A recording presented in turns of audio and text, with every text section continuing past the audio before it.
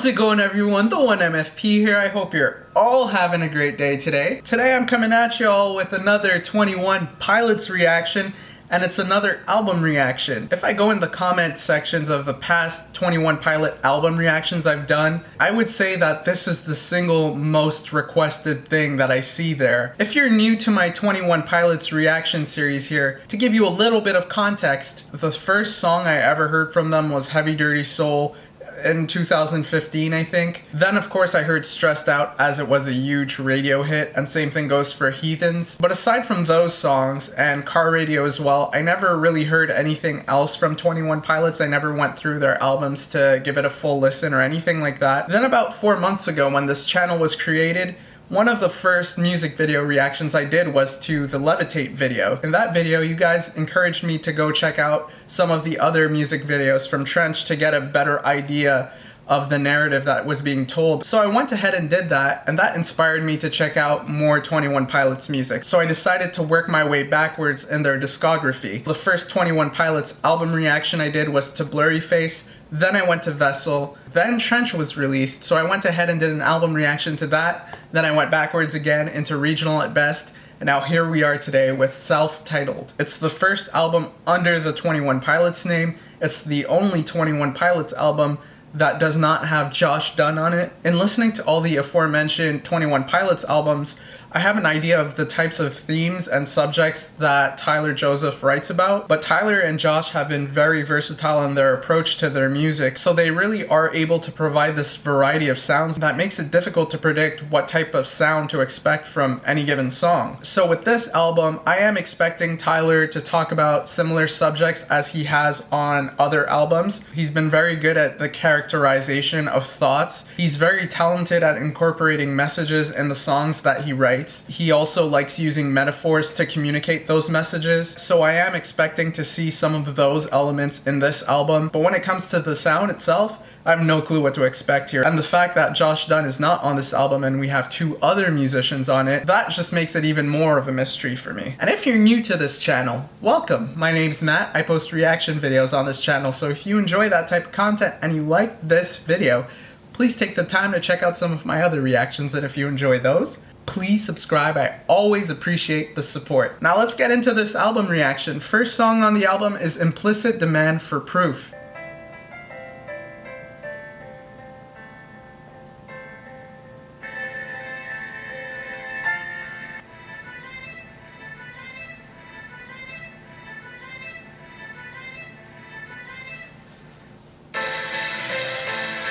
Whoa.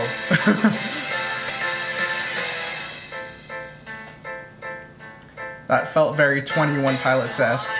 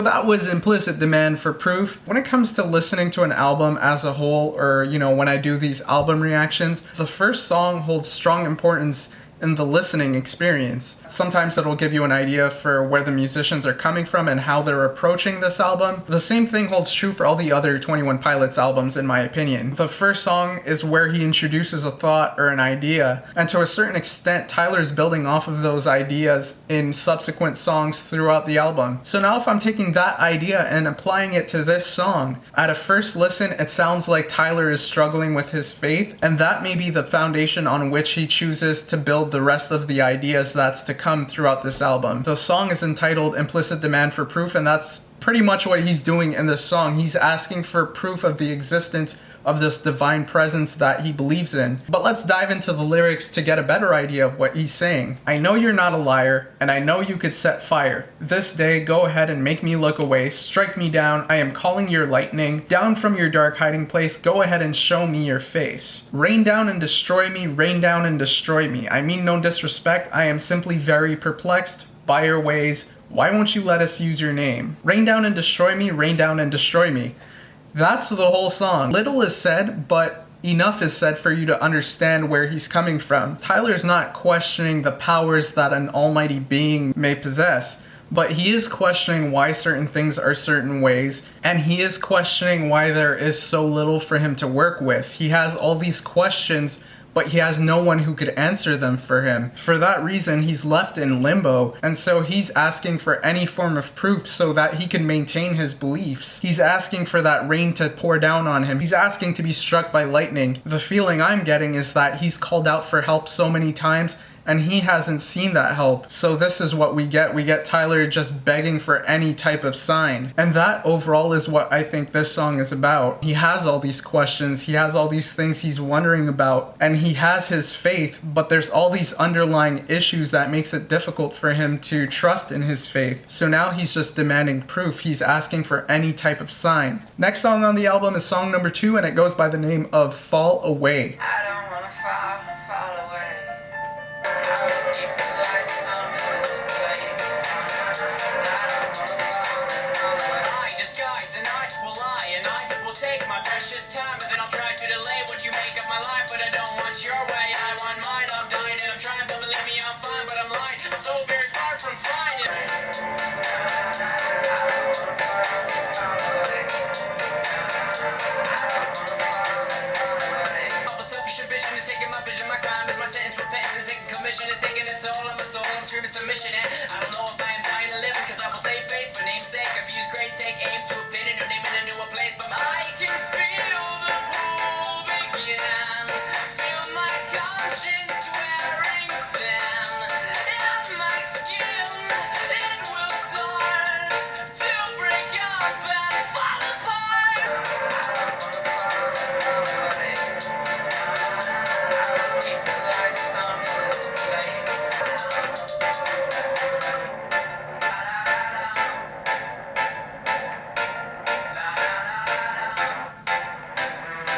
That was Fall Away. It starts with, I don't want to fall away. I'll keep the lights on in this place because I don't want to fall away. And that can hold several meanings. He does provide more context as the song progresses, so we're going to get into that. But before doing so, the first thought that comes to mind when he says this, when we keep in consideration where we were coming from in the first song on this album, it feels like Tyler, given his struggles with his beliefs, he feels himself receding into the dark. And that's what I make of I'll keep the lights on in this place. The light is what's keeping him from feeling trapped in the darkness. So he's gonna hold on to that light as much as possible. And metaphorically, I would say that light is his faith and his beliefs. The light, you would assume, is a bit dim right now because of all the questions he has, and he feels like he doesn't have this proof that he requires to continue believing. But despite the issues he's having with his faith, he's gonna do his best to keep that light on because he acknowledges it's what's keeping him away from the darkness. Now verse 1 goes as such.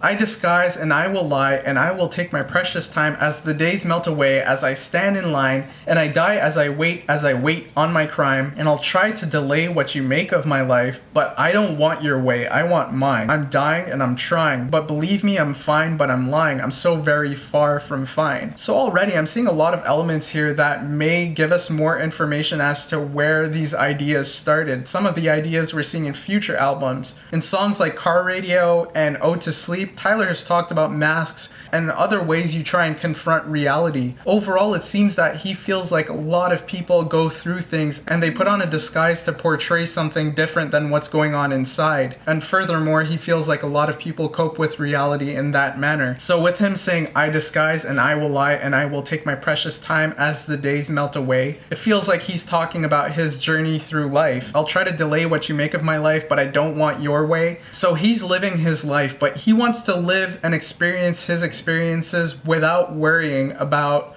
a judgment that comes at the end of his life. Going back to Implicit Demand for Proof, I would say you put the content of that song together with this song. His beliefs has him feeling guilty for certain things he may do, and for that reason he holds a certain resentment for his beliefs. He doesn't have the answers to the questions that he asks himself every day, so he struggles with those beliefs, and he has no one that could answer those questions. So that's where the resentment is coming from. He's feeling guilty because of these beliefs, yet he doesn't feel like those beliefs are being justified. And that struggle is really killing him inside. It's not visible on the outside, and that's the disguise he puts on. Then we go into this pre-chorus, and he says, I could feel the pull begin, feel my conscience wearing thin, and my skin, it will start to break up and fall apart. With this inner struggle causing as much turmoil as it is for Tyler, and with him trying to keep on that light, it's thoughts like this that pulls him towards the darkness. He could feel all that he knows being thrown out the window. He can feel himself start to deteriorate. All the things that make him are being undone. So these conflicts are making the influence of his beliefs lose power over him. Then we go into the chorus again, and that leads us into verse 2.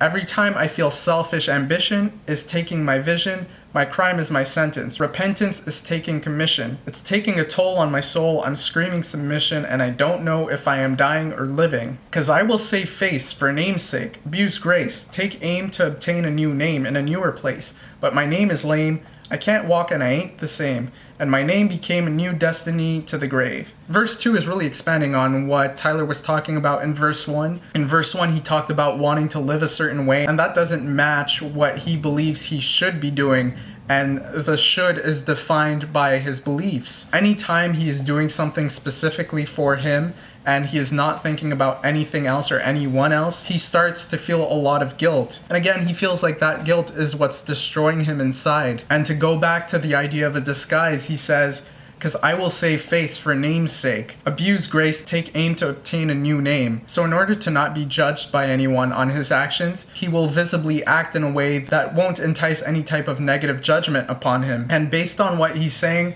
it seems like he's using his beliefs to form that disguise. And the end of this verse, take aim to obtain a new name in a newer place, but my name is lame, I can't walk and I ain't the same. This seems to be Tyler talking about him not knowing what his purpose is. He's not comfortable with who he is. He's not comfortable with what he wants. And in keeping the disguise in mind, it seems that he's struggling with identities on top of his belief system. So somewhere in between, he's trying to figure out what he wants to be, and he's trying to make a new name for himself because he's not happy with where he's at. And that pretty much is what I make of this song. Tyler's call for a sign and implicit demand for proof, it was a drastic one. He was calling for lightning to strike down on him just so he could have evidence to support his beliefs. With Fall Away, we get an idea as to why it was so urgent for him to get that sign. He's having a deep internal struggle where he feels he is a certain person and his beliefs have him trying to be another type of person. Anytime he's walking in the shoes where he's trying to be himself, he starts feeling selfish, and he's feeling selfish because of his beliefs. So it's this other identity that's coming in, and he feels it's imposing its will on him. And that guilt has him worrying about what type of judgment would be made of him. Perhaps that's one of the reasons he puts on a disguise. He fears what the world will make of him, so he puts on a disguise based on what he believes people expect of him. And it seems he uses his faith to form that identity, and that creates some resentment for him, which explains the way he was talking in Implicit Demand for Proof. But then with a chorus like, I don't want to fall away, I'll keep the lights on in this place because I don't want to fall away, it seems his faith is also something he's using because he's afraid of what he would become without it. So he's hanging on to that identity and to those beliefs with urgency. And that's what I make of Fall Away. Alright, as you guys can tell, camera died, but I'm back, so let's get right back into it. The Pantaloon, song number 3.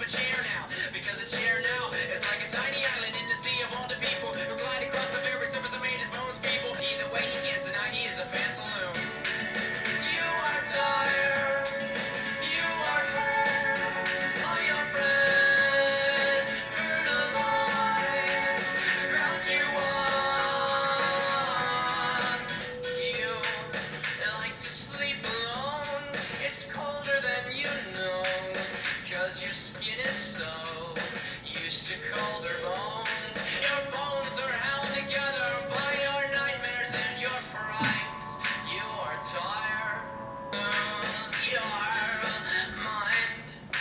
Alright, so that was the Pantaloon. So as early as the self-titled album, we can see that Tyler likes switching it up between singing and rap, and we have a good example of that with this song right here. We had a bit of it in Fall Away as well, but yeah, that versatility of going between singing to rapping, it's something that was established early on in Tyler Joseph's career. Now, for this song specifically, I'm not exactly sure what a pantaloon is. The only thing I kind of know about it is that it's a pair of pants. But let's try and make out what Tyler meant by the pantaloon in this song. So let's dig deeper into these lyrics. Your grandpa died when you were 9. They said he had lost his mind. You have learned way too soon you should never trust the pantaloon. Now it's your turn to be alone, to find a wife, and build yourself a home.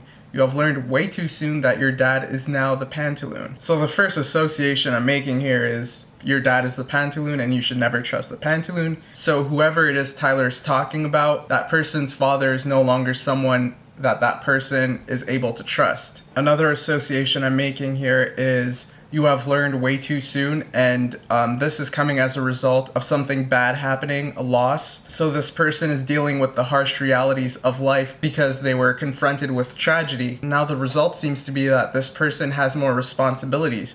It's their turn to build a home. Then the chorus goes, you are tired, you are hurt, a moth ate through your favorite shirt, and all your friends fertilize the ground you walk, lose your mind. You are tired, you are hurt, that could be associated to both parts of that first verse. The person had to deal with unfortunate events, so they're tired and they're hurt from all the emotions that they're experiencing. That second part of the verse where they seem to be taking on added responsibilities, that could be the reason for them being tired and hurt. And then we have this scenario. A moth ate through your favorite shirt. I mean, a moth eating through your favorite shirt, that's just unlucky. And that could possibly play into this idea of responsibilities. As adults, there's certain responsibilities that we just have. And with those responsibilities is gonna come ups and downs. And it's all really circumstantial. At times you'll feel lucky, other times you'll feel unlucky. And I feel like that's what this line is trying to represent. Those times where things aren't going so well. All your friends fertilize the ground you walk, so your friends are the ones that are maintaining the appeal of the landscape of your life. And then the final line in the chorus is lose your mind. So I'm taking that as that conflict between the good and the bad, you know, the lucky and the unlucky. You're lucky to have these friends that are able to help you out, but then sometimes circumstances can just be unfortunate and it's creating this conflict. So perhaps Tyler's introducing a new type of conflict with the pantaloon. But let's dig a bit deeper. Verse 2 goes, he's seen too many stare downs between the sun and the moon in the morning air, how he used to hustle all the people walking through the fairgrounds. He's been around so long, he's changed his meaning of a chair now, because a chair now is like a tiny island in the sea of all the people who glide across the very surface that made his bones feeble. The end can't come soon enough, but is it too soon?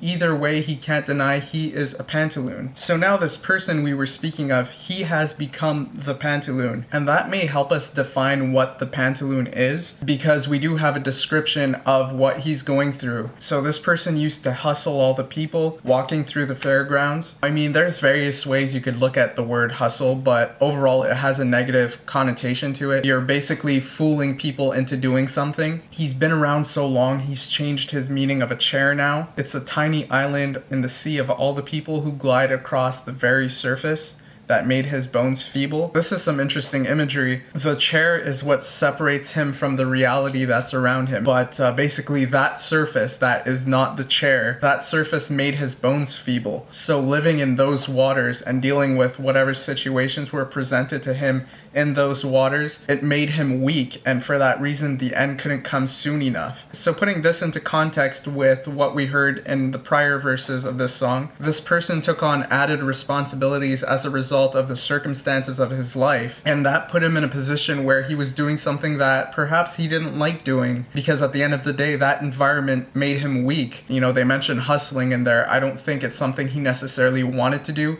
It's something he felt he had to do, and as a result, he's not satisfied with what he's done. Then we go back into the chorus and we have verse 3. You like to sleep alone, it's colder than you know, cause your skin is so used to the colder bones, it's warmer in the morning than what it is at night. Your bones are held together by your nightmares and fright. Again, going back to verse 1, as a result of circumstances, it was this person's turn to be alone, find a wife, and build a home. Now, with the context that the song provides, we don't know enough about what type of home this person built or if this person built a home at all. What we do know is that this person likes to sleep alone. So that suggests either he didn't find a wife, or he had a wife and things didn't go well, or he has a wife and he's feeling removed from that relationship. So there's multiple possibilities as to why he likes to sleep alone. But verse 2 suggests that he's not content with his life or where it's at this moment. Another important point, it's colder than you know because your skin is so used to colder bones. So it seems this individual is used to hard times, and I'm relating cold to hard times. And the reason I'm thinking of that is because you have discomfort when you're in cold. And he's not talking about heat being the opposite, he's talking about warmth. And essentially he's saying the morning is warmer, so it's more comfortable in the morning for him. The night is less warm and thus less comfortable, and it's colder than this person knows because he's already used to the cold. He's already used to this discomfort, yet he's still feeling discomfort. So it's colder than he's accustomed to. And I take this as things are just progressively getting worse for him. And also with this idea of morning and night and dealing with your nightmares and frights at night, I'm thinking that this is kind of the early stages of Ode to Sleep. Now, another association I want to make here is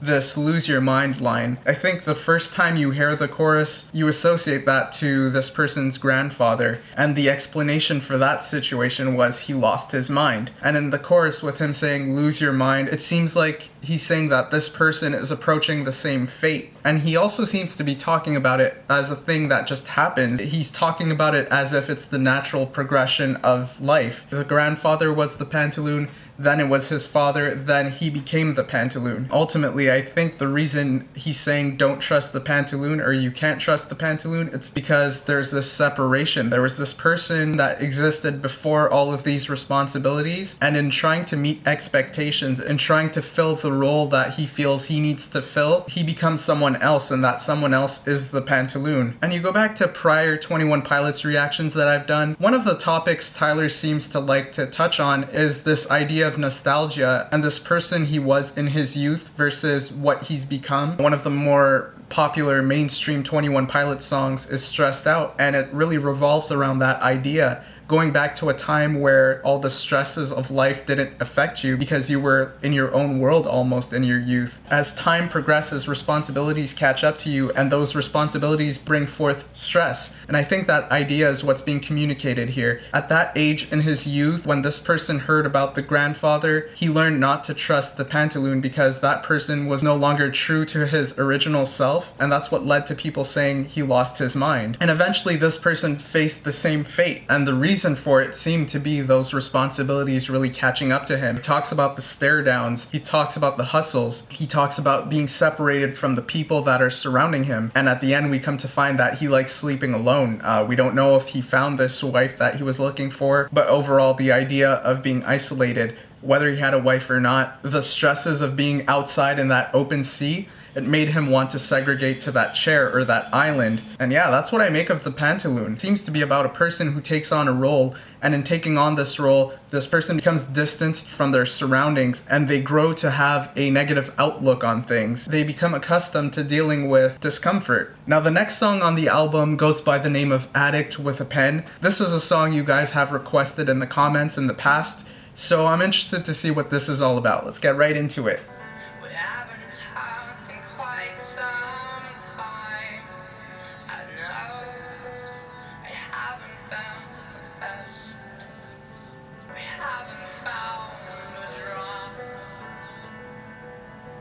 of you. I haven't found a drop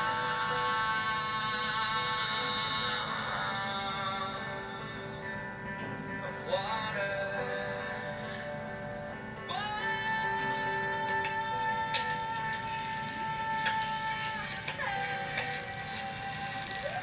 I try desperately to run through the sand as I hold the water in the palm of my best and all that I can to hold tightly onto what's left in my hand. But no matter how tightly I will strain, the sand will slow me down and the water will drain. An addict with a pen who's addicted to the wind as it blows me back and forth, mindless and pretend. Of course I'll be here again. See you tomorrow, but it's the end of today. Screaming father, and I'm lying here just crying. So wash me with your water. I haven't talked in quite some time. I know I haven't been the best. I haven't found the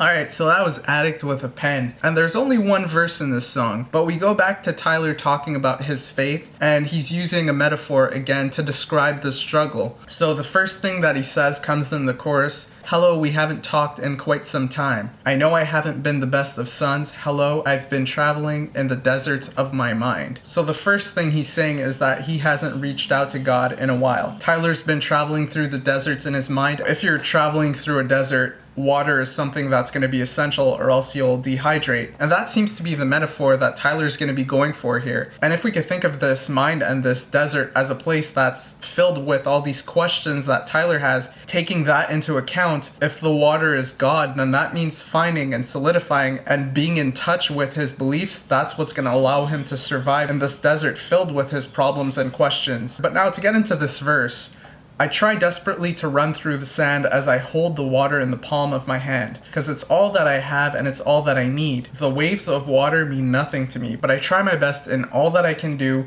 hold tightly onto what's left in my hand, but no matter how tightly I will strain, the sand will slow me down and the water will drain. So Tyler's running through this desert, he's running through the sand, and he's got this water in his hands. I would say this water represents his current state of belief. He is still holding on to his faith, and he's trying to hold on to it as tightly as possible. By the looks of it so far, it seems that he's trying to find another source of water, so as the water starts to drain, as he says further in this verse, he could just find more and it won't be an issue. So his faith would have a larger presence in his life. He wouldn't be so worried about holding on to it because he knows he could find it at any corner. And another thing he's saying that I think is important to this idea, the sand will slow him down. So there may be more sources of water out there, but he's limited in his movements, so he has to hold on to that water as long as possible because he could only navigate so fast. And if all that water falls through his hands, then he's left with nothing and he's left to fend for himself. And without water in a desert, there's only so long that you could rely on your faculties. Now in the other half of the verse, he's saying, I'm just being dramatic. In fact, I'm only at it again as an addict with a pen who's addicted to the wind as it blows me back and forth, mindless, spineless, and pretend. Of course, I'll be here again. See you tomorrow, but it's the end of the day today. End of my ways as a walking denial. And then he talks about screaming father, and his father could wash him away with the water. So that last mention of water there, I think that's a reference to him being purified. If that water thus far has been a representation of his faith and his will to keep believing, I think him running out of water is what leads him to eventually doing things that he feels doesn't fit within this identity of who he is when he has that handful of water, when he has a lot of influence of faith in his life. So without the water, he's going to act out, and that's going to lead to him not being the best of sons, as he mentions in the chorus. So him laying there, I'm seeing it as this representation of Tyler running out of water and being unable to find another source of this water. So being lost in this desert, he's just begging to be washed away. In some sense, it does sound like implicit for proof in that he's asking for any type of evidence, and in another way, it feels like he feels that he's all out of luck, and his only hope is for God to forgive him and to give him the power to get back on his feet to continue journeying through this desert. That's what I make of the overall metaphor for the song. But another important part to this song is, it comes with the title, Addict with a Pen. This seems to serve as an introduction to what writing means to Tyler. The situation he's describing in this song, it sounds like he feels that he is doomed, but he knows that there will be a new day tomorrow. But writing and tying his feelings to metaphors to describe what he's going through, that's the method he uses to express himself. And for that reason, he's addicted to the pen. He's got a lot on his mind, and this is his way of dealing with it. And again, if we go back to this desert being represented by these thoughts, we have another source of survival for Tyler in this environment. That's what I make of Addict With A Pen. Next song on the album is song number 5, and it goes by the name of Friend Please.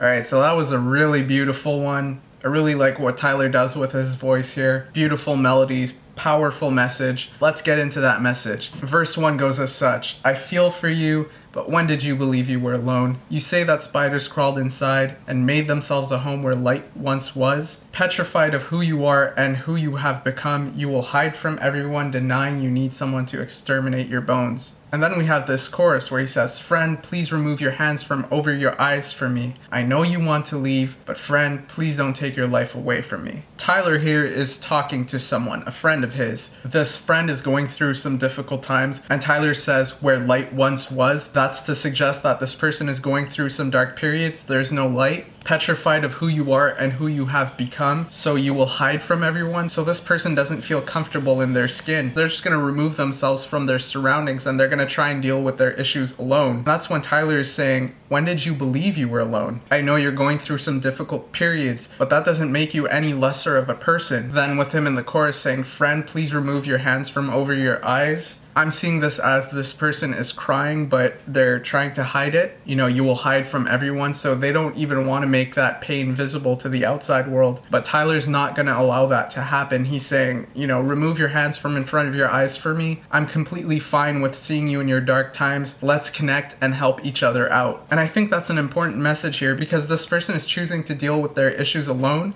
And part of the reason for that, as suggested in the first verse, this person is petrified of who they are and who they have become. So their focus is to hide themselves until they're portraying something to the outside world that they are comfortable with. But Tyler, in his position, is saying, you know, whatever you're going through, it's not just affecting you. You're trying to deal with it on your own because you think it's your problem and you have to deal with it on your own. No, whatever you're going through is affecting me. You're a major part of my life. Whatever's affecting you the way it's affecting you, I'm right here behind you to help you out. Your life holds more importance than you seem to attribute to it in this moment.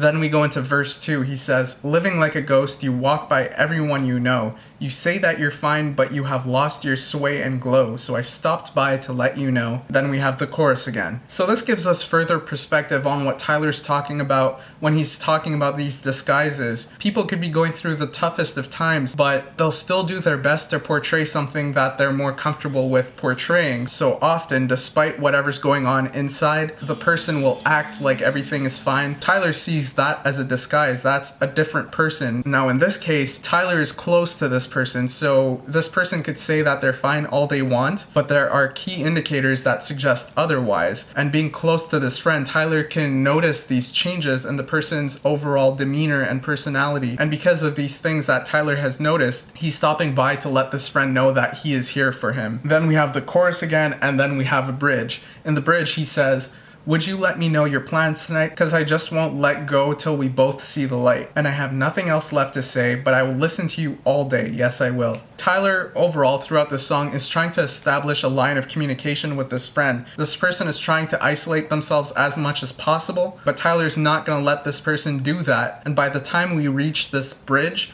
Tyler has said what he's been wanting to say. He's established that line of communication, and he's gonna keep saying these things until it hits home with this person, with this friend. And once they reach that point, Tyler is ready to listen to him as long as it takes. Tyler's gonna do all in his power to make sure all is good. And that's what I make of Friend Please. It's a song about being there for a friend. It's about supporting someone in their time of need. Now, the next song on the album goes by the name of March to the Sea. There's miles of land in front of us, and we're dying with every step we take. Don't look left and right sometimes, but all fall in line. No one looks up anymore. Heaven forbid they see you cry. As we fall in line, then we fall asleep.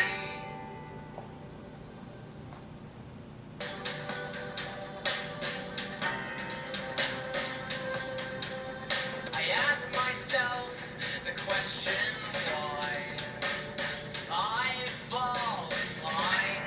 I see a spaceship in the sky and hear a voice inside my head. Follow me instead. Then the wages of war will start, and the emotionless marchers will chant the phrase. This line's the only way. And then I start down the stand. Follow me instead. Follow me. Follow me instead.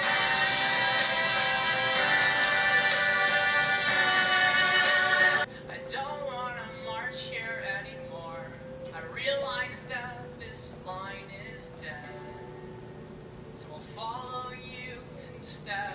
So put me back in my place, so I might start another day. And once again I will be in a march to the sea. Once more, we have Tyler talking about life and the journey through life, and he uses metaphors to connect the pieces here. He seems to be talking about the different paths you could take, and the paths, essentially, they represent your courses of action, and more specifically, what ideology you decide to follow. Now, to get into the details of this, let's go right into the lyrics. There's miles of land in front of us, and we're dying with every step we take. We're dying with every breath we make, and all fall in line. If this land represents life, there's gonna be endless amounts of possibilities, so there is miles of land ahead of him, and you're dying with every step you take. So we all are spending a certain amount of time on this planet. As we live, we progress towards the end. Then we have "and I'll fall in line. A stranger's back is all I see. He's only a few feet in front of me, and I'll look left and right sometimes, but I'll fall in line." Tyler's in line with some other people. The person in front of him, he doesn't recognize this person. The significance there, I suppose, has to do with the fact that Tyler still doesn't have the answers to the questions he has. So for that reason, he's not fully dedicated. There may be times where he doesn't feel this sense of community based on his belief system, and the reason being he feels a little removed from it. And that stems from his doubt, and he gives us a little indication of that right here. He says, "And I'll look left and right sometimes. He's fallen in line, but he's gonna look outside for other types of possibilities and other lines he could follow. But then he ends that section saying, but I'll fall in line. So at the end of the day, despite looking around for what else he could be doing, he always seems to fall back in line. No one looks up anymore because you might get a raindrop in your eye,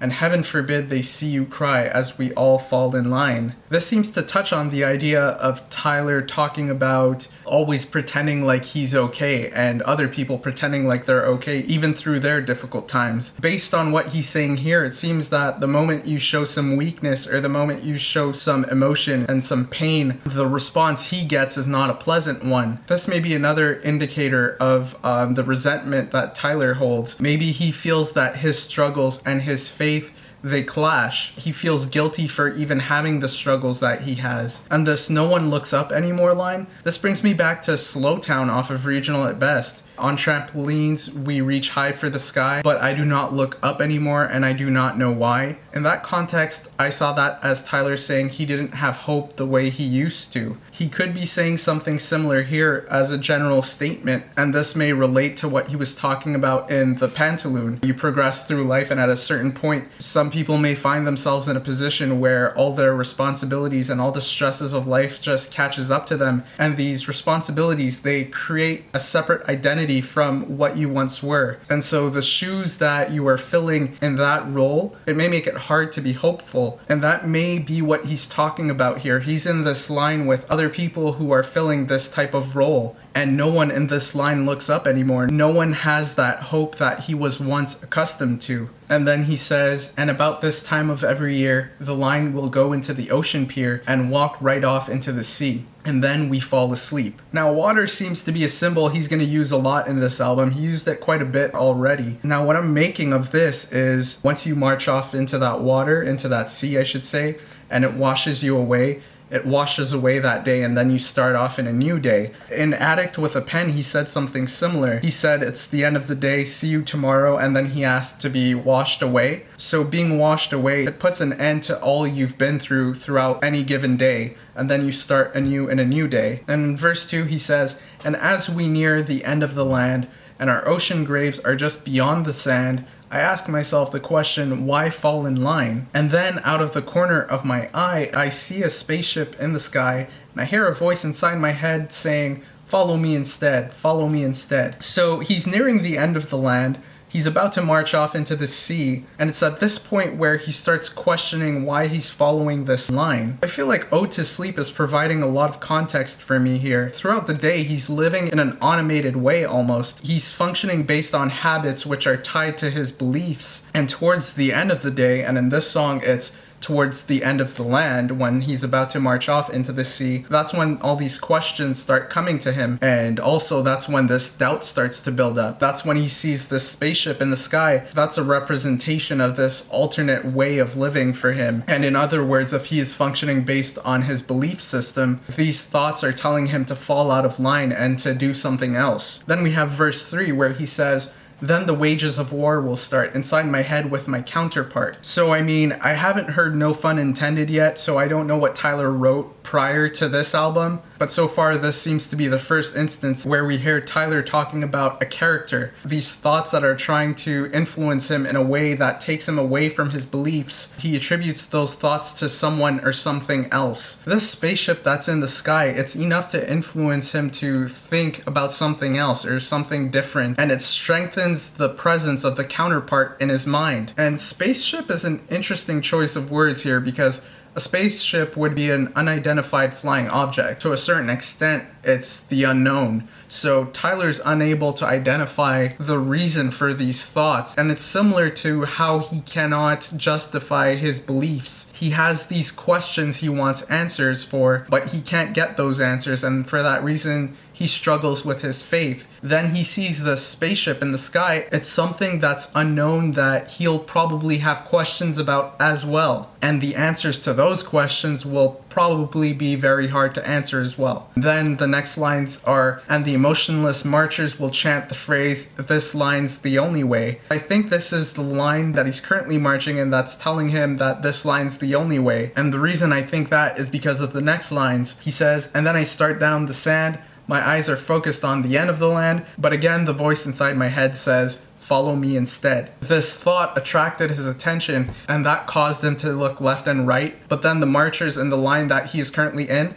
they notice that he's looking left and right. They're trying to make sure he stays in the line. And he uses the term emotionless. So that's a critique on his end. I think with what he said thus far in this album, and especially what he said earlier in this song as well about heaven forbid they see you cry, these other marchers who walk the same line as him, he doesn't feel that they could provide the help he needs. They can't connect with him on an emotional level. So the bond between Tyler and the other marchers in this line, it's not firmly established. He doesn't trust them the way he would trust, say, a good friend, like he was talking about in Friend Please. You had Tyler willing to do anything for a friend in need. Here he feels that these people, he can't be himself around them, and that may be why he puts on a disguise. He doesn't feel comfortable showing emotion around them because they're gonna condemn him, or so he feels. So perhaps that's why when they say this line's the only way, that's why this voice starts playing again. Then in verse 4 he says, take me up, seal the door, I don't want to march here anymore. I realize that this line is dead, so I'll follow you instead. So then you put me back in my place, so I might start another day, and once again I will be in a march to the sea. When he says, I'll follow you instead, is he talking about this line that's trying to convince him to walk with them? Or has he decided to jump ships and has he followed that other line that's been trying to convince him? Did he go over to that line and then realize that the line is dead? And then once he came to that realization, did he have this conversation with this divine presence? That's the meaning that it holds for me. Tyler was in this line that he was struggling with. It matches what he's been talking about earlier in the album. He's been struggling with his beliefs because of all the turmoil it causes within him. He has difficulties justifying his beliefs, and he has difficulties living in the way that his beliefs would have him living in. And with verse 3, the way he's talking about the marchers and the line he normally follows, how they're emotionless, it would suggest that it allows this dark side to grow within him. With him using this metaphor of a march through a desert, that darkness is symbolized by this spaceship and this other line that's telling him that he should be following them instead. But then by verse 4, he decides to give that a try, and as such, he's closer to that dark side, but then he realizes that that side is not the side he wants to be on. So then he asks for forgiveness. So by the end of the day, he's put back into his place and he could start anew in a new day. And that's what I make of March to the Sea. Next song is Johnny Boy. Let's get right into it. He stays home from work this time. He never really told his wife. He never really told a lie. And this time he decides that it's alright. No one really knows his mind, and no one knows behind his eyes. The man deserves a medal, but he's never really won a prize before. He's falling in love. He knows it's enough. The world locks down. Yeah, Johnny boy, get out, 'cause the world has left you lying on the ground. Someone said away you go, and someone said to you goodbye. They deflect the disrespect when they say that they blame it on times. We all know you're qualified to fix a share of your wife. They all know you're qualified, but they lie when they blame it on time. Get out, Johnny boy.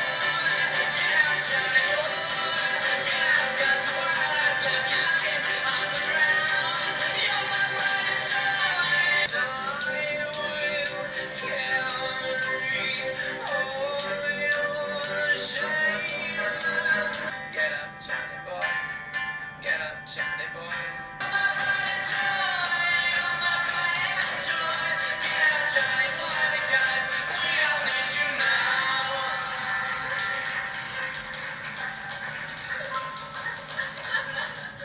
This song seemed to fit what Tyler was talking about in the Pantaloon. You know, with the Pantaloon, the way I interpreted it, this person came to a point where they were filling a role, and in this role, they became distant from who they once were, and the cause for that were these responsibilities that really caught up to them. I guess the first thing that makes me think of that here is He stays home from work this time. He never really told his wife, and he never really told a lie, but this time he decides that it's all right. If we're talking about a change in your personality and doing something that's different from what you would normally do because you've almost become something different due to circumstances, those lines fit that criteria. Johnny Boy never really tells a lie. He's not a liar. But in this particular situation, he decides that it's all right to tell a lie. And with him staying home from work, you would assume that the reason he's doing so is because of work. The stresses from his everyday life have gotten to him, and that's what's got him acting out of character. Then Tyler says, no one really knows his mind, and no one knows behind his eyes the man deserves a medal, but he's never really won a prize before. He goes to lock the door. The choice that the person is making in that moment in time is to stay inside and to deal with whatever conflicts they have internally. No one really knows his mind. That would suggest the same type of thing. No one truly knows his struggles because he doesn't make it visible to the outside world. I think another important thing Tyler's saying here is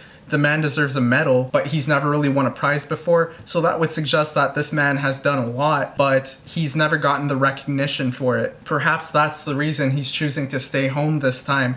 Perhaps that's the reason he's choosing to close the door. He feels inadequate. And the pre-chorus may give us more information on that because he says he has fallen in love, he knows it's enough, but the world looks down and frowns. So Johnny has enough. He's got what he feels he needs, but his opinion of self is reduced. The reason for that is public perception. He looks at that outside world and he doesn't feel like he's adequate for it. So that's why he's choosing to stay in here. He's scared of what going outside would mean. He doesn't want to confront any judgments. He hopes that with him feeling that what he has is enough, him staying inside will allow him to get back to that thought instead of letting those outside opinions overcloud his own. Then we have this chorus where he says, "Get up, Johnny boy, get up, Johnny boy.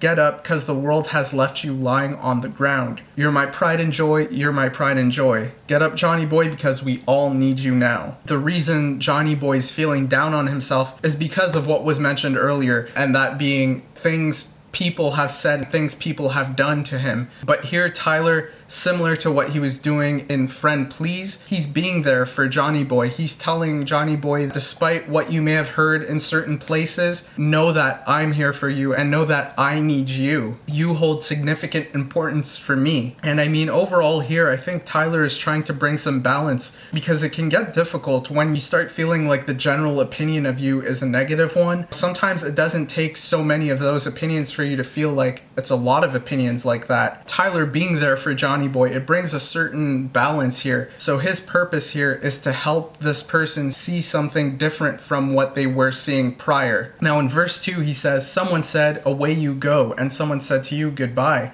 They deflect the disrespect. When they say that they blame it on the times, they blame it on the times. We all know you're qualified to fix a chair and love your wife. They all know you're qualified, but they lie when they blame it on the times. Oh, we blame it on the times." Here we seem to be having a description of some of the things that Johnny Boy deals with on a daily basis. So with them saying, we all know you're qualified to fix a chair and love your wife, that would go back to this pre-chorus of Tyler saying he has fallen in love and he knows this is enough, but the world looks down and frowns. Things that Johnny Boy does, people tend to diminish the value of those things. They'll say something to suggest that, you know, whatever you're doing, they could do better, or they could do something of higher significance, or whatever it is that they're doing, it's better than what you're doing. That's what these lines are suggesting. Johnny Boy feels like what he does and what he has is enough, but this outside world or the surroundings that he finds himself in when he goes to work, they make him feel inadequate through their words. And then we have this pre-chorus which leads us to the chorus, and then a bridge. "I will carry all your names and carry all your shame." So with Tyler saying this, I feel like he's saying that there's a lot of people who could relate to this. And anybody who can relate to it, Tyler is saying that he will stand up for you. Whatever things you do in your life and, it's looked down upon, Tyler will hold it up high with pride. Don't have any negative feelings towards it. Be proud that you love who you love. Be proud of your work and what it is that you do. There may be some people who look down on you for various reasons. It could be out of jealousy, it could be out of spite. There could be a variety of reasons, but those reasons don't define you. And Tyler doesn't want to see those reasons being the reason you're on the ground. So he's pleading Johnny Boy and anybody else who relates to this to stand up, to get back up, because we all need you. And that's what I make of Johnny Boy. Alright guys, the camera died again, but I'm back. Let's get right back into it. Oh Misbeliever. Oh, misbeliever, my pretty sleeper, your shaking shoulders prove that it's colder. I will tell you I love you. The muffs on your ears, okay to your fears. We get colder as we grow older. We will walk. Please take my hand. We travel through snow. Together we go. We get colder as we grow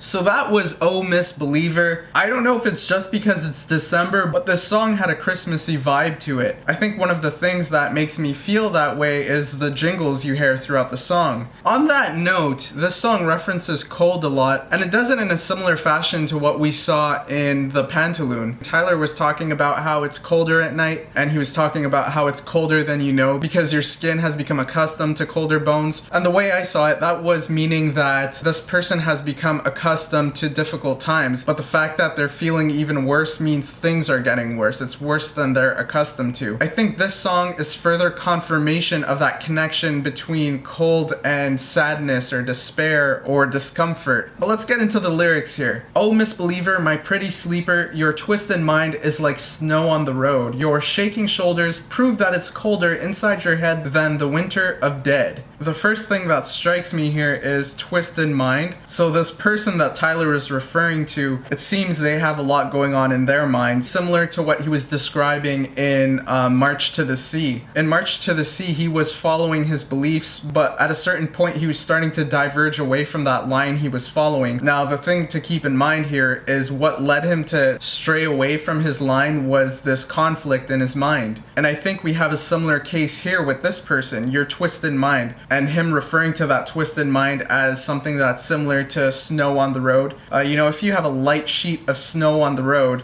the wind tends to just blow it in like a swervy pattern. So that's the way I'm seeing it. This person's mind is kind of all over the place. It's unable to follow this straight line. And then we have your shaking shoulders prove that it's colder inside your head than the winter of dead. Whatever's going on in this person's mind, it's starting to show. Tyler has talked about putting on disguises to hide what's going on in the mind, but at a certain point, it starts to show visibly, and it's also similar to what Tyler was saying in Friend Please. This person was telling Tyler he's fine, but Tyler noticed that this person lost their sway and their glow, so it became visible that they were going through something. So I feel like this is another way of saying that. Then we have this pre-chorus, I will tell you I love you, but the muffs on your ears will cater your fears. So similar to what was happening in Friend Please, Tyler was trying to help out somebody who was trying to isolate themselves. They were trying to deal with their own issues and they weren't willing to share anything. And we also talked about how in Johnny Boy, he was starting to take the negative opinions as truth. So Tyler's role in that song is to come in and tell anyone who relates to that song, you may be starting to feel like you identify with these negative opinions of you and you're starting to take it as truth, but I'm here to tell you that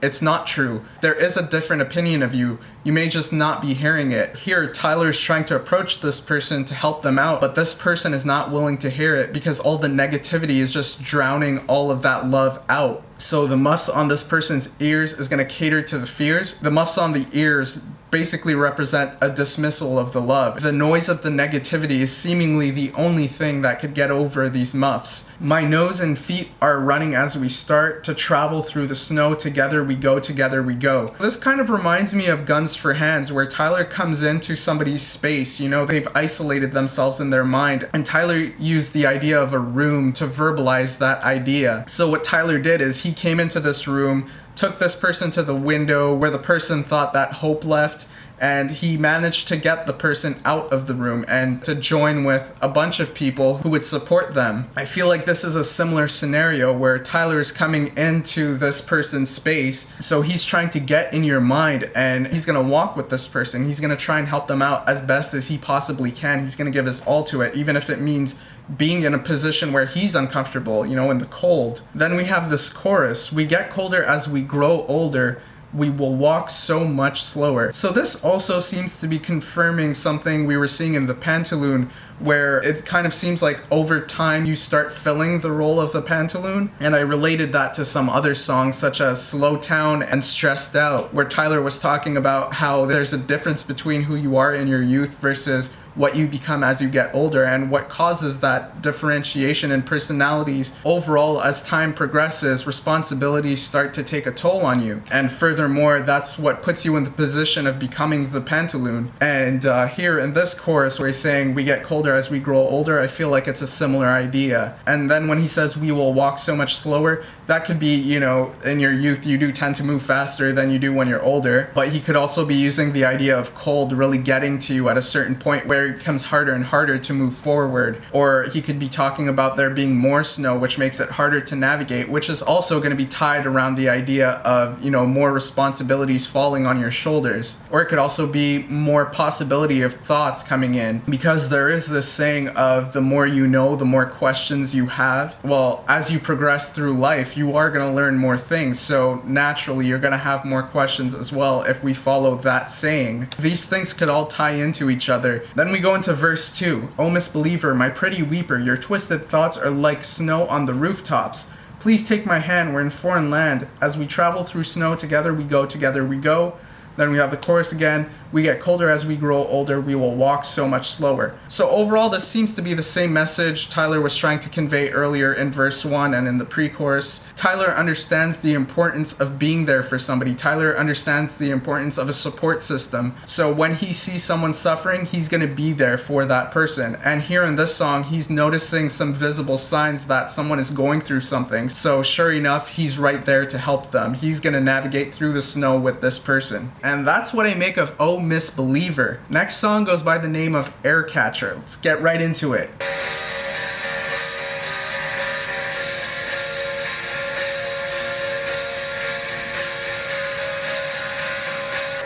don't fall slow like I used to. I fall straight down. You stole in my air catcher that kept me safe and sound. I see you staring me down. I won't fall in love with falling.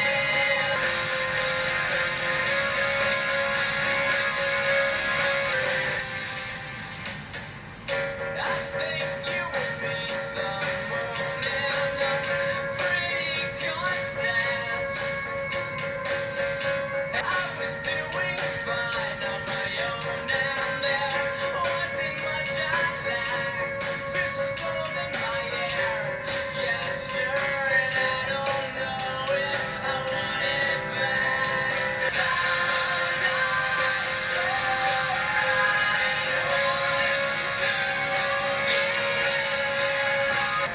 and I just don't say what you wanna hear. So try to avoid those eyes, but now I'm here to give you words that destroy my heart.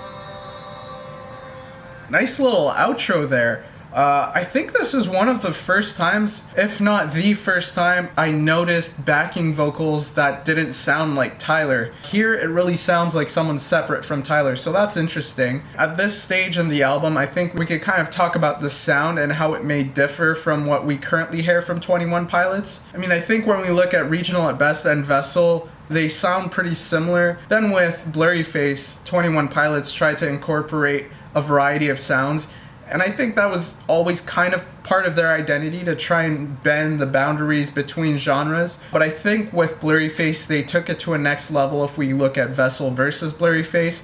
And then with Trench, they took it to another level as well. Now with this album, self-titled, there seems to be a heavy presence of the piano. And with that in mind, it does differ from Regional at best. I feel like there is a bit of a separation there. It still does sound like a 21 Pilots album, but with how much of a heavy presence we see on the piano here, it does feel like this comes prior to what we see later on. But lyrically, the substance is still really strong. We still have Tyler finding ways to incorporate messages really well in these songs, and he uses a variety of metaphors to put together those messages. Here is a good example of that. He's talking about falling, and he's talking about parachutes and air catchers. Let's see how he does that. Verse 1, he says, "I don't fall slow like I used to. I fall straight down. You've stolen my air catcher that kept me safe and sound. My parachute's what's got me safely to the ground. But now the cord's not working and I see you staring me down." Now here he's saying he's falling faster than he would normally fall because his air catcher has been stolen. He's falling at a rapid speed, and that fall represents him going through a hard time. With a parachute, you're still falling, but it looks like you're in control. If this parachute is not working, you start showing some visible signs of weakness. But let's get into the chorus and, the later stages of this song to see if it provides more context. "I won't fall in love with falling. I will try to avoid those eyes." And that's the chorus. Let's get into verse 2. "I think you would beat the moon in a pretty contest. And the moon just happened to be the very first thing that I missed. I was doing fine on my own, and there wasn't much I lacked. But you've stolen my air catcher, and I don't know if I want it back." So this is interesting because I'm guessing when he says, "I think you would beat the moon in a pretty contest," he is talking about these eyes. The moon just happened to be the very first thing I missed. The way that line hit me is, if you're falling, we're associating this to darkness, right? Tyler's talking about falling in a negative light. It's not something he wants to be doing. Under good circumstances, Tyler would have a parachute that would break his fall, and that would keep him safe. He's not in control, so the darkness has a hold of him. Now if we think of the moon is something that allows for there to be light in the darkness. It reflects light into our world. If Tyler missed the moon, that means there's no light around him, so he's in pitch black darkness. With that in mind, Tyler is saying that these eyes, he feels that they would beat the moon in a pretty contest. So if Tyler's lacking the moon and he finds these eyes more appealing than the moon, he may see these eyes as an alternative to the moon. So maybe Tyler would prefer following these eyes rather than following the light that the moon reflects. It's a different source of guidance through the darkness. But at the same time, it does seem that these eyes are the reason for Tyler not having his parachute or his air catcher. So there is some sort of negative association here. It's taken away some vital aspects of Tyler's life. Let's get into the ending portion of the song before we make any conclusions here. So now we have this chorus, and it's an extension of the first chorus. The first chorus was, "I won't fall in love with falling. I will try to avoid those eyes." This one adds 2 lines to it. Those 2 lines are, "'Cause I'm not sure I want to give you tools that can destroy my heart." Then we have the bridge where he says, "And I just don't say what you want to hear. So I'll write my fears. And I don't believe in talking just to breathe and falling selfishly." So the moon is something that helps him in the darkness. But in this free fall that Tyler is finding himself in this song, he doesn't see this light provided by the moon. Instead, he's seeing these eyes. Then he says, "And I don't believe in talking just to breathe." Generally, the way that is said is to indicate that you don't believe in talking just to talk. Maybe Tyler just doesn't think that every thought needs to be communicated because every thought isn't necessarily fully developed. Sometimes you need to have a little bit of internal dialogue to really form a conclusion with what you do actually think. So perhaps Tyler just isn't comfortable with talking about this yet because he doesn't know where he stands with this thought. So he'll write about it instead. It's just an emotion. That's the way he's gonna label it right now, and he doesn't mind talking about any of his fears through music. And then we have the outro where he says, "I won't fall in love with falling. I will try to avoid those eyes, but now I'm here to give you words as tools that can destroy my heart." Maybe this was a song that took Tyler some time to write. Maybe he had these ideas and he was conflicted about how to approach them, so he was writing about them, and somewhere along the lines he got to the end of the song And he was like, you know what? I really do have an appreciation for these eyes. Maybe there is a part of me that enjoys this fall or this type of fall. And so eventually this became a song. Once it becomes a song, it's something that holds a certain power over him. So him having a place in his heart for that darkness, it's something that his mind will now acknowledge. That's what I make of those last few lines. But you know, taking this song as a whole, what do these eyes represent? It seems to revolve around Tyler's faith. If we're talking about there being a lack of light, you know, the moon being something that's reflecting light from the sun and it's allowing you to navigate in darkness. If you don't have that light and you're in complete darkness, I think that's where Tyler would start to lean on faith, based on how Tyler's talked about the nighttime and how he related that to the idea of darkness as well. It seems like Tyler feels that he starts leaning on his faith when things start to get especially difficult for him. And I think there's a struggle that happens there. Part of him is scared that that is what he does. You know, once things get bad enough for him, that's when he'll start turning to his faith. And in this album, he's also talked about the idea of judgment and how that idea itself scares him. So maybe him feeling like he's starting to enjoy a fall, he starts feeling guilty about that. So in that sense, these words are tools that could be used to destroy his heart. One last thought I'd like to mention about Aircatcher.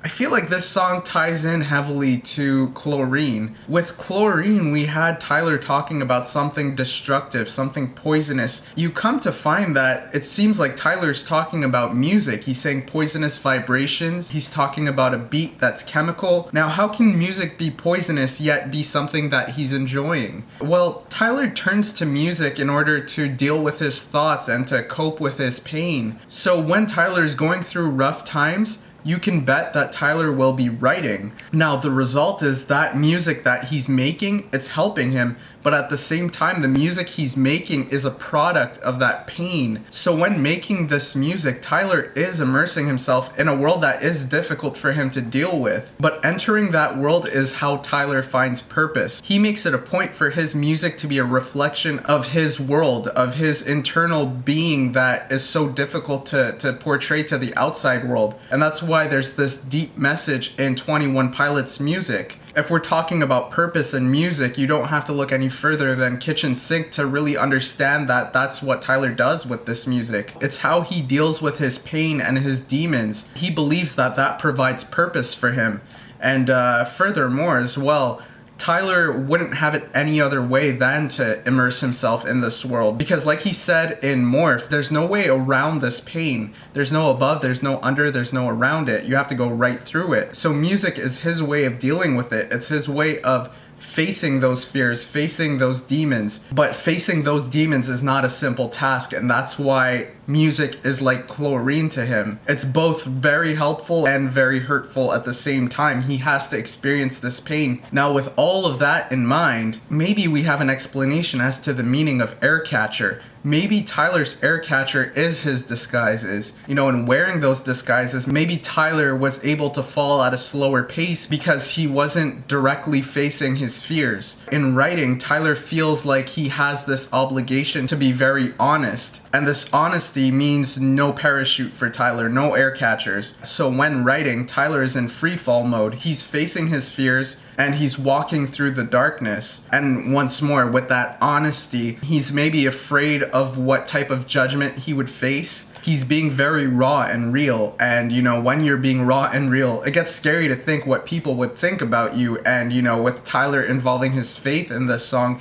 he's thinking about what God thinks of him and what type of judgment would await him. So he's feeding into a fear. He's writing about something and he feels that that something could be enough to destroy him if taken in a negative way. And overall, that's what I make of this song. But now let's get into the next song. It goes by the name of Trapdoor. Let's get right into it.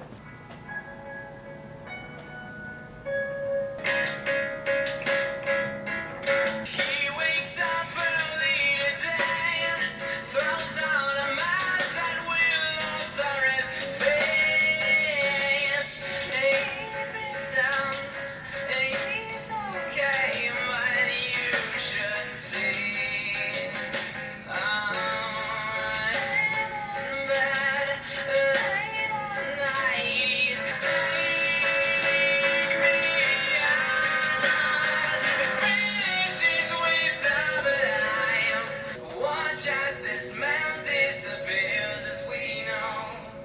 Do me a favor and try to ignore as you watch him fall through a big trapdoor. He thinks that fate might be dead, but nothing kills a man faster than his own head. He used to see dreams at night, but do me a favor and try to ignore as you watch him fall through a big trapdoor.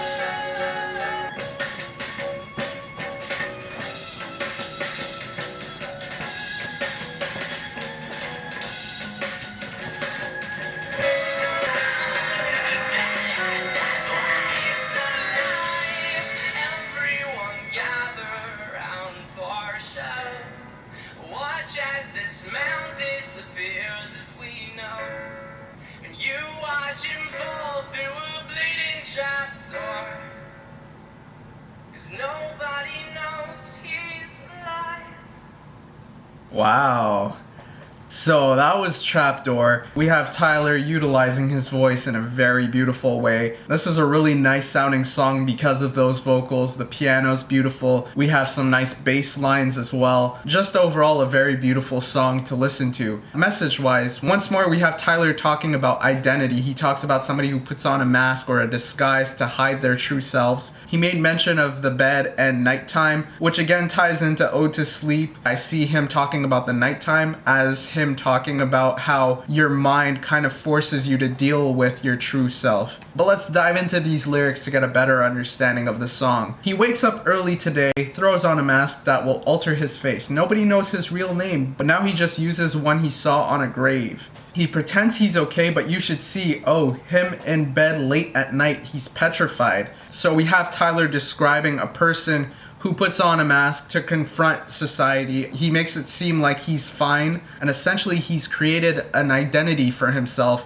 in doing this. Nobody knows his real name. I feel like that's an extension of that idea. He's just created this personality to live through so that he doesn't have to worry about what he's displaying to the world, and he doesn't have to worry about how he will be judged for who he is because he's portraying something different. But at the end of the day, that mask comes off and that personality is put away. He has to deal with his thoughts. Then we go into this chorus. Take me out and finish this waste of a life. Everyone gather around for a show. Watch as this man disappears as we know.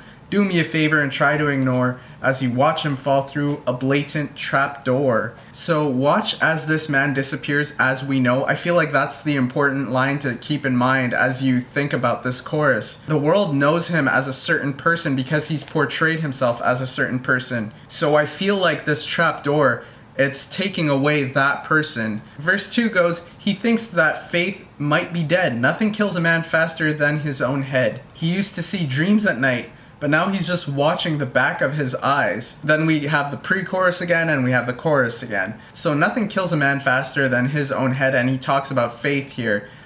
So we have Tyler going back to this idea of faith and that struggle with really being in touch with it. He questions his faith at times, and that's what creates this friction of who he feels is his true self. He doesn't know who he's supposed to be. Now in this scenario, he thinks that faith might be dead. Going back to March to the Sea, that just kind of puts you in another line and it puts you in the unknown. Now you have a whole new set of fears to deal with, and you just hope you could go back to that line that you were in the first place. Here it seems that he's referring to that type of situation. You're living by certain standards, and then you believe that those standards don't mean anything because you believe that that faith is dead. So now you just have a whole set of worries because of that thought. Then we have the chorus and we have an outro. So just to go back to the chorus real quick, try to take me out and finish this waste of a life. Everyone gather around for a show.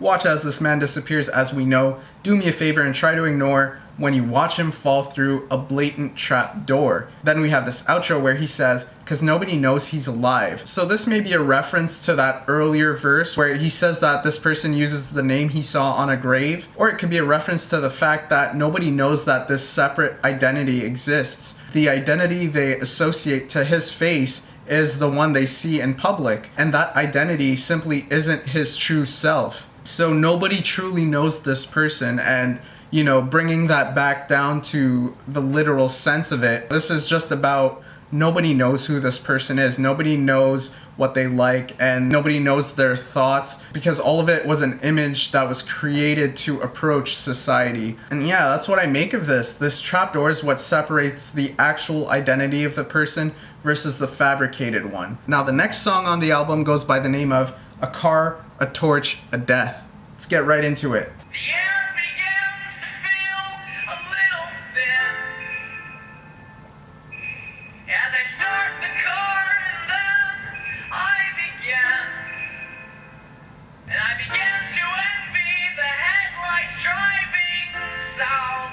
But then I remember when you packed my car, you reached in the back and buckled up your heart for me to drive away with. The demon sat there waiting on her porch. It was a little dark, so we held a makeshift torch. He crept in her room and stayed there for the night. And then I felt just in my bones. The breath I saw was not my own. And then I saw him, torch in hand. He laid it out what he had planned. But for now, you told me to hold this charm. And when I looked inside, I saw it held your heart.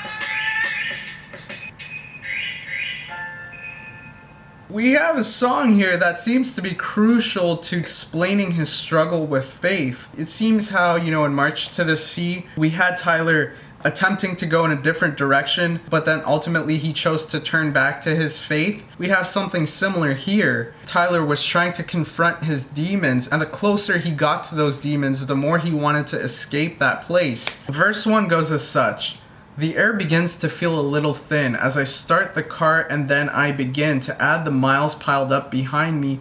I barely feel a smile deep inside me. I begin to envy the headlights driving south. I want to crack the door so I can just fall out. So this indicates to us that Tyler is indeed on a journey towards somewhere. You could assume that Tyler felt that that was a good idea at one point, but at a certain point he started feeling otherwise. And this is further proven with lyrics like, I begin to envy the headlights driving south. I want to crack the door so I can just fall out. He just wants to get off this ride as soon as possible and go the other direction. But then I remembered when you packed my car, you reached in the back and buckled your heart for me to drive away with. I began to understand why God died. So here we have Tyler using a metaphor to explain that he was prepared for this ride, and that preparation came through his faith. So that journey is not something he can escape, because escaping it would mean sacrificing a part of himself and putting his faith further at risk. Tyler's in a position where he has his doubts about his faith, and he has these fears that are invading his thoughts. If he stays where he's at, he's always going to have his doubts about his faith, and that fear is always going to have power over him. So the option that's going to allow him to grow and to progress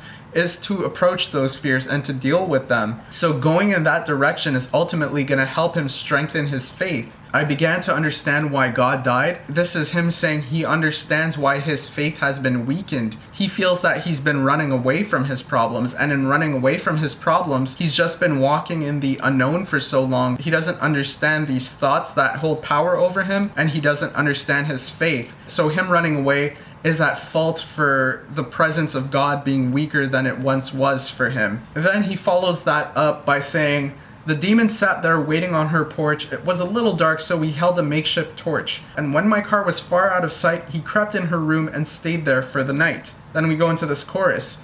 And then I felt chills in my bones. The breath I saw was not my own. I knew my skin that wrapped my frame wasn't made to play this game. Then I saw him, torch in hand. He laid it out what he had planned, and then I said, I'll take the grave. Please just send them all away. So we have Tyler reaching that place. It's a place that represents his darkest thoughts, I would say. He uses the term demon, so that's a character that's based on those thoughts. It was a little dark, so he's using darkness to explain where he's at in his mind. It's a place that requires light. So they held makeshift torches that would last them long enough to get through this situation. He crept in her room and stayed for the night. He would have to be the person that was in the vehicle with Tyler because he attaches she to demon in this verse. So with the heart being placed in the vehicle by God, the person who crept in the demon's room and stayed for the night, that would have to be God. So here he's saying God provided him with the light that allowed him to navigate in this dark place. And he was also willing to spend the night to help him through the times, to help him get through these dark thoughts. And that's when we have him saying, I felt chills in my bones and the breath was not my own. So it was in this moment that Tyler was able to feel this divine presence power. Tyler was so fearful about this place and about these thoughts. His explanation for being able to confront these fears is that he was assisted through his faith. Then I saw him torch in hand. He laid it out what he had planned, and then I said, I'll take the grave. Please just send them all my way. So in this moment, Tyler felt powerful. His faith allowed him to see the bigger picture. So in that moment, he felt confidence,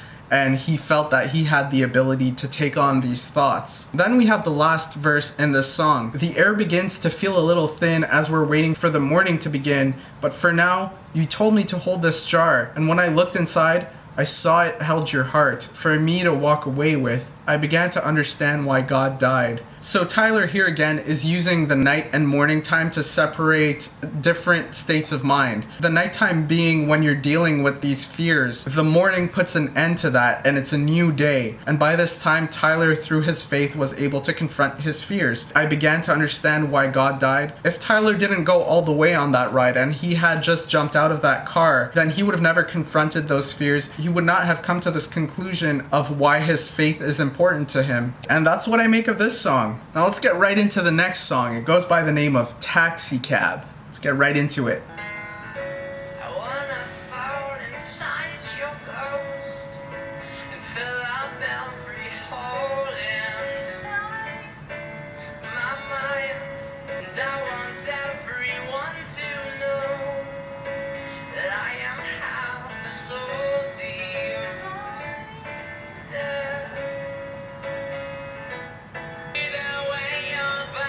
Side until my dying days. Don't be afraid.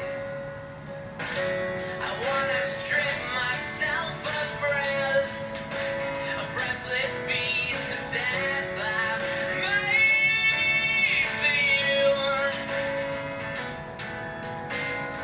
Don't be afraid. I said.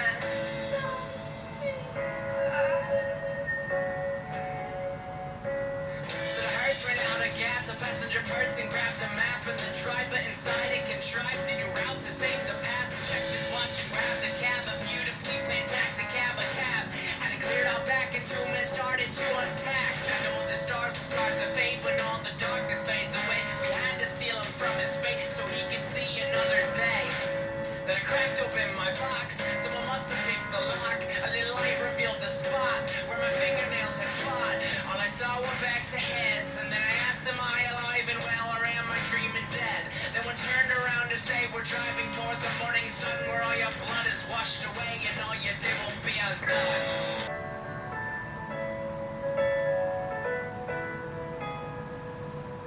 Alright, so we have a really powerful one here. I feel like this song fits somewhere within the story told in A Car, a Torch, a Death. We had Tyler waking up and it was a new day, it was the morning. And, prior to that morning, we had Tyler saying, send them all my way, send all these thoughts my way, I'll take the grave. So Tyler in that moment was willing to give everything to deal with those thoughts. And here in Taxi Cab, I feel like we're put in a situation where Tyler's sleeping and he's describing a dream. But let's get into the lyrics of the song to further describe that. Verse 1 goes as such. I want to fall inside your ghost and fill up every hole inside my mind. And I want everyone to know that I am half a soul divided. He wants everyone to know that, that at the end of the day, he doesn't feel like he has one true identity. He's trying to figure it out. And the way he sees it, there's like these two identities and he feels like he can relate to both. And the reason for this separation in identities in large part has to do with unknowns and mysteries.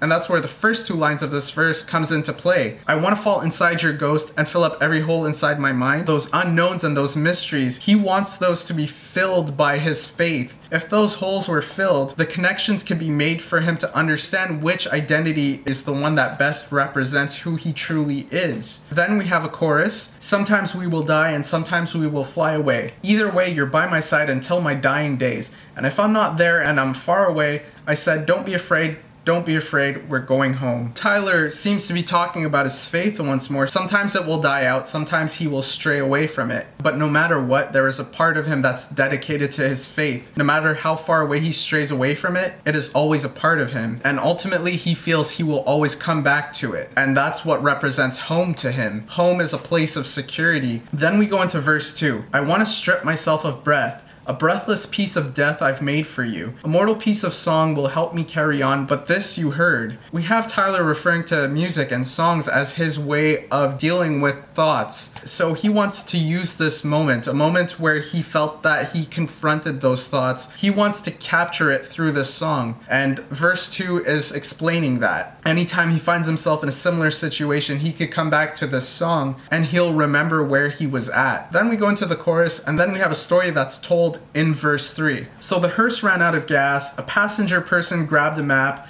and the driver inside it contrived a new route to save the past, and checked his watch, grabbed a cab, a beautifully plain taxi cab, a cab, had cleared out the back, and two men started to unpack, driving once again, but now this time there were three men, and then I heard one of them say, I know the night will turn to gray. I know the stars will start to fade when all the darkness fades away. We had to steal him from his fate so he could see another day. And then I cracked open my box. Someone must have picked the lock. A little light revealed the spot where my fingernails had fought. Then I pushed it open more, pushing up against the door. Then I sat up off the floor and found the breath I was searching for. So when confronting those thoughts in the previous song, Tyler had no way of knowing the outcome. He knew it was going to be a struggle. He knew it was going to take everything he had. That's what he felt he had to do to get through these demons. Now the box that Tyler is referring to, you know, with this being a hearse, that would be a casket then, the box. He was struggling to get out of that box, and that's where he uses the fingernails as an expression to explain that. But what we have here is Tyler explaining that he had his battles in that box, but outside of that box he had help, and that help came from external places. That's these people in the taxi cab. The driver contrived a new route, so this was a route that was different from the ones Tyler had been on. Tyler has confronted his demons. Now he needs a new route to go to a new place, and that's what this driver is providing him with. I know the night will turn to gray. I know the stars will start to fade away. So, you know, these individuals, they knew that better times were ahead. They knew the darkness would fade away. So they took Tyler and they helped him out of this place. Now let's go into the ending portions of the verse. Then I sat up off the floor, found the breath I was searching for. Then there were three men up front. All I saw were backs of heads. And then I asked them, am I alive and well, or am I dreaming dead? Then one turned around to say, we're driving toward the morning sun, where all your blood is washed away and all you did will be undone. So the way I saw this is after this battle Tyler had been through, it's briefly explained in the previous song, but mostly it's up to the listener to understand what it means to approach that darkness and to go to that room with the demons. Tyler put himself in a dangerous position, and that leads for a moment of anticipation. You're running off of adrenaline because you're about to face your deepest fears. And that also relates to the idea of Tyler talking about stripping myself of breath. He's holding his breath because he's not sure what comes next. And when he does wake up and he's past that situation, he's asking whether he's alive or if he's in a dream. And that's where these people who have helped him out and who have guided him in a new path, they're telling him that they're headed towards the morning sun. So they're headed towards that new day. And that all relates to Tyler talking about we're going home. At the end of the day, he is always brought back closer to his faith no matter what, because it holds an important place in his being. Anytime he approaches that darkness, he's going to be brought back to the light. And that's what I make of taxi cab. Tyler uses another metaphor to explain what it means to go through something difficult. You go through something difficult, there's going to be a struggle. And he defined that struggle by putting himself in the back of this hearse in this coffin where he's scratching away to get himself out of it. In the end, he has some external support that helps him out. He has his battle that he has to face, but that external support gives him that extra power to find himself in a new place and to give him this opportunity at this new day. A car, a torch, a death explain the influence of his faith on the approach when facing the darkness. Taxicab explains the importance of support. And of course, music is mentioned in Taxicab as well. So music, faith, and support, they're all gonna be crucial for him when journeying through darkness. Now, the next song on the album goes by the name of Before You Start Your Day. Let's get right into it. And the slits in your face and start your day. I'm in your mind. I'm singing. I'm singing. La da, la da, la da, la da. Ask your soul if you're alright. Put out the glitter that your soul hides behind. You're in my mind. I'm singing. La da, la da. Oh, world made holy.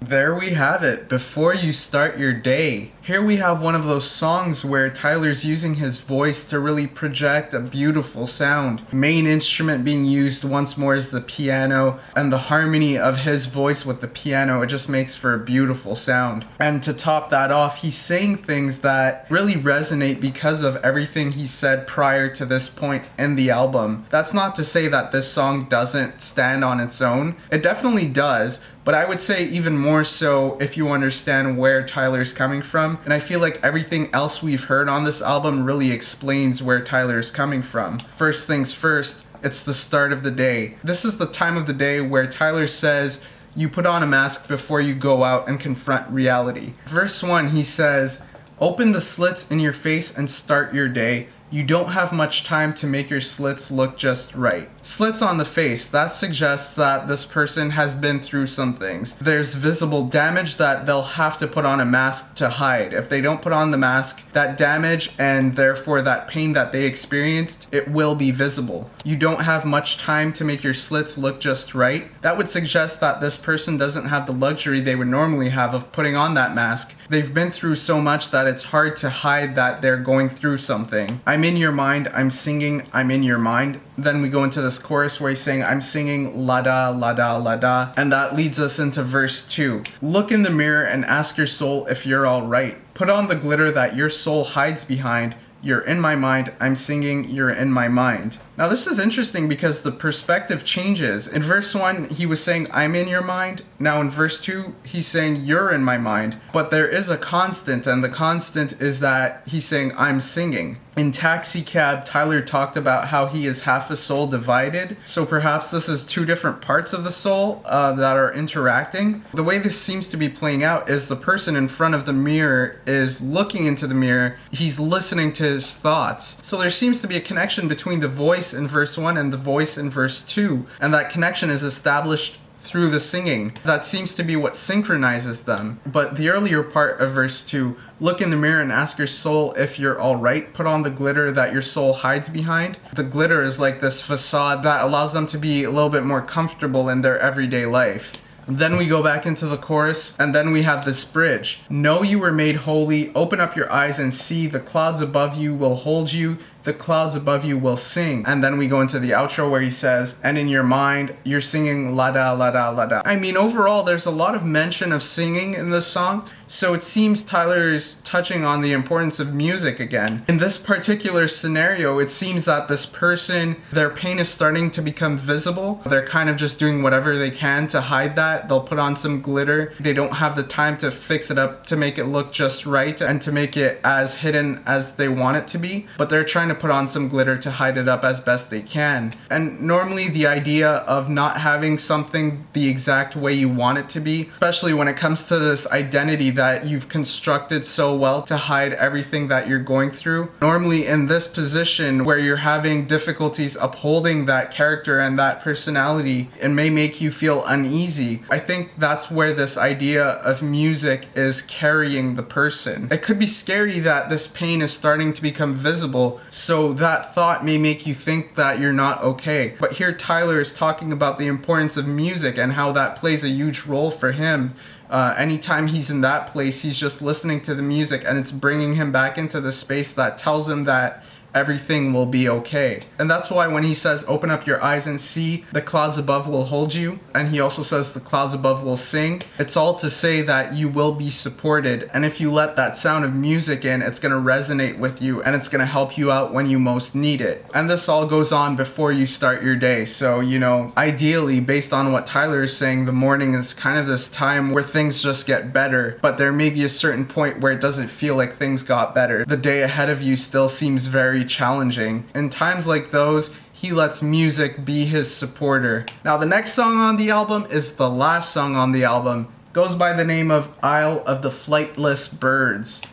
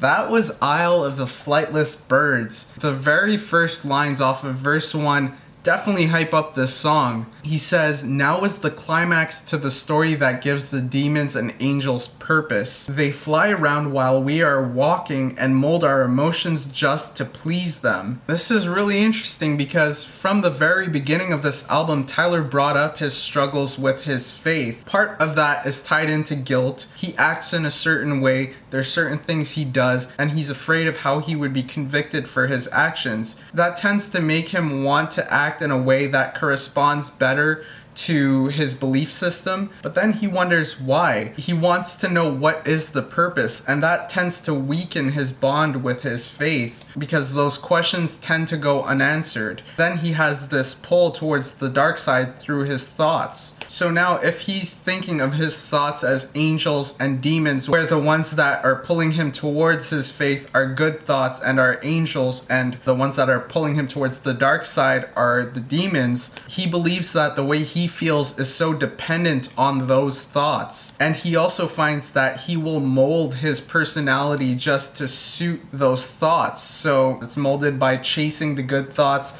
trying to keep the bad thoughts away. He believes we are a product of those thoughts and how we handle them. The chorus is, I am cold, can you hear? I will fly with no hope, no fear. And the ground taunts my wings, plummet as I sing, plummet as I sing. So going back to this concept of cold that's been established in this album, the harder the times, the colder it is. I will fly with no hope, no fear. So he's gonna fly despite being in this bad place, and he's not gonna worry about it. He's just trying to be free. And I think that's the symbol he's going for here with the birds. It has the freedom to travel anywhere. And the ground taunts my wings, plummet as I sing, plummet as I sing.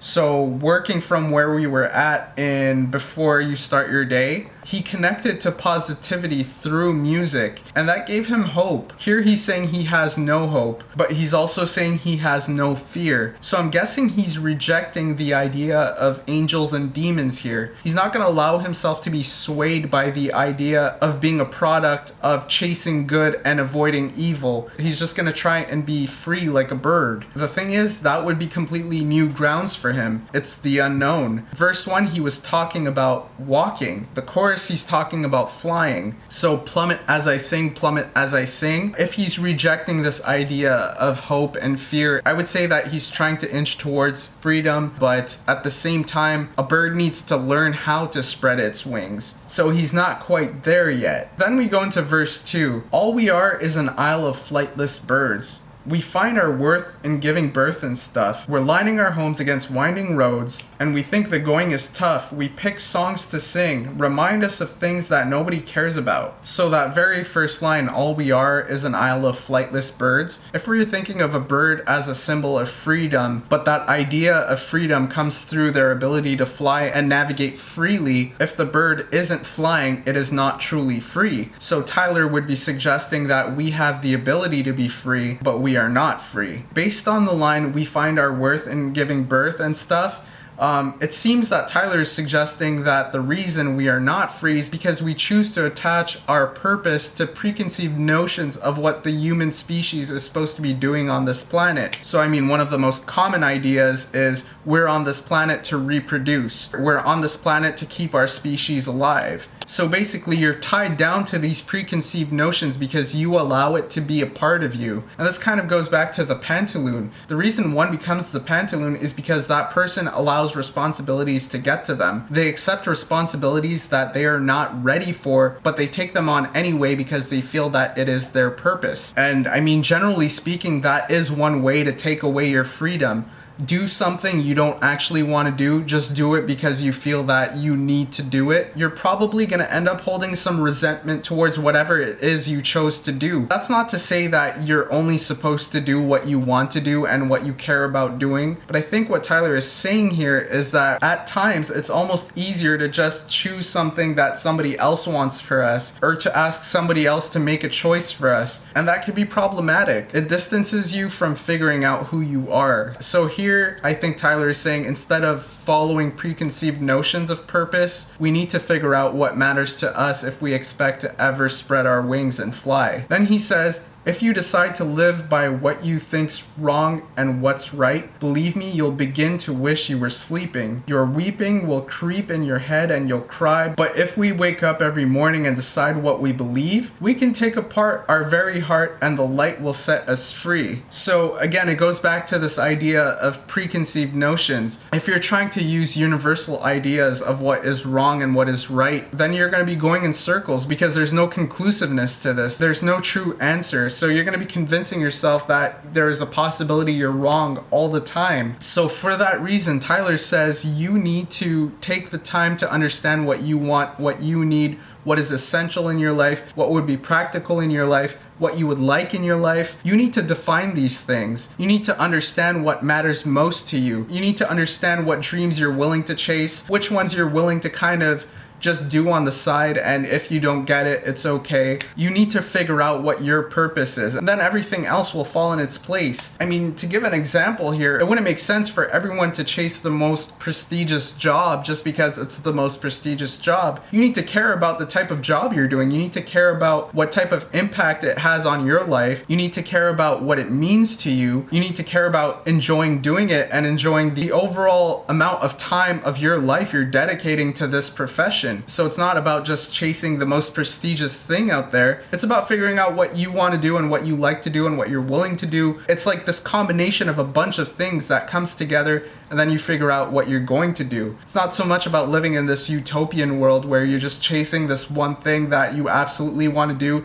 That's the only thing you're ever going to do. But it very much means don't just chase one thing for one reason. There needs to be a high level of deliberation for you to come to these conclusions that have a powerful impact on the course of your life. And I mean, that's just for one thing. I'm talking about professions here, but this applies to anything really. It's about figuring out what's important to you. And there's an infinite amount of possibilities as to what can be important to a human being. And Tyler here is saying if you take the time to figure out what's important to you, that's going to set you free, because that's going to allow you to define what's wrong and what's right in your mind. It's going to allow you to form your own opinion and not second guess it so much based on everything else that's going on around you. Then we have the chorus again, the bridge, and we go into the last verse. How frustrating and so degrading, his time we're wasting, as time will fly by and the sky will cry as light is fading, and he is waiting oh so patiently while we repeat the same routine as we will please comfortability. And please think about why you can't sleep in the evening, and please don't be afraid of what your soul is really thinking. Your soul knows good and evil. Your soul knows both sides, and it's time you pick your battle, and I promise you this is mine. I promise you. Tyler thinking of humans here as God's creation and also referring to them as flightless birds. That would imply that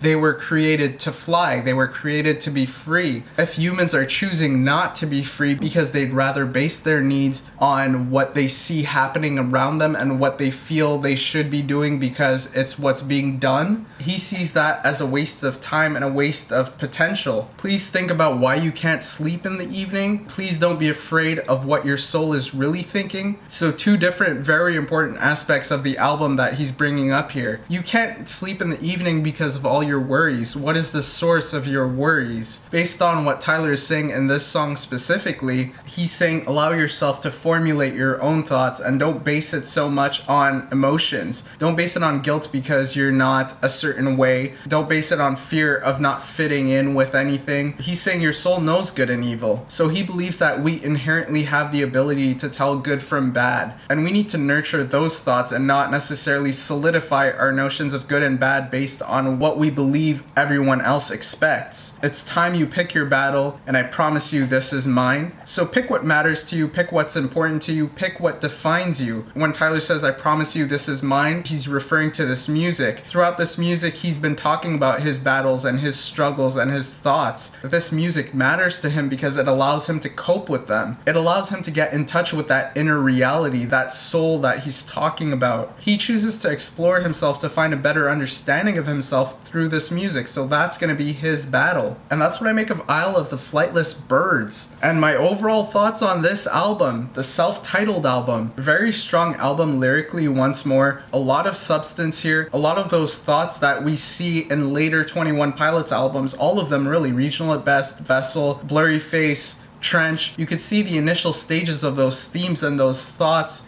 right here in the self-titled album. We see the importance of music and support to Tyler present in this album. We see his struggles with his thoughts. This album definitely puts more emphasis on the influence of faith in there. He talks about how his faith helps him through some of the difficulties. He talks about the guilt that's related to faith as well. So you have him discussing his struggles with faith, which is something you don't see so much of in the later albums. So I would say self-titled is definitely something you need to listen to if you want to understand Tyler's relationship with his faith. But yeah, I'm glad I listened to this. this. Very powerful album. Tyler's writing has been pretty much consistent across all these albums. Very powerful, very good usage of the metaphors. He's able to incorporate messages into 21 Pilots songs seamlessly. He's got this poetic way about his writing that just makes it so captivating to listen to. It's interesting throughout the album. I enjoyed listening to this. I'm glad I listened to it. And yeah, that's my opinion on the album. Let me know what you guys thought in the comments down below. At this point, I've reacted to pretty much all 21 Pilots music. I've reacted to all the albums. I'm glad I got to share that experience with you guys. I hope you enjoyed it. I'm gonna be reacting to some more 21 Pilots. I don't know if there's any songs I haven't reacted to. You guys let me know in the comments down below if there is. I'll be sure to check them out.